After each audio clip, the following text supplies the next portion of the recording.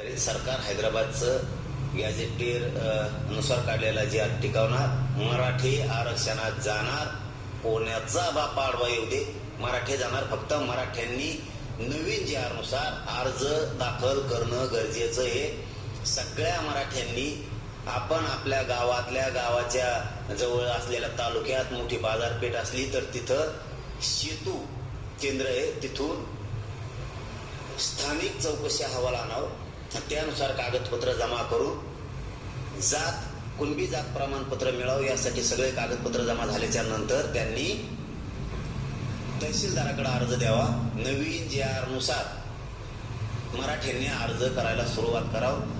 त्यांच्या कुळात कोणाकडे कुणबी प्रमाणपत्र असलं, समान आडनाव असणाऱ्या बांधवांकडे असलं तर त्यांनी त्यांचं शपथपत्र घेऊन अर्ज दाखल करावं। मराठ्यांच्या लोकांनी आरक्षणापासून वंचित राहू नये।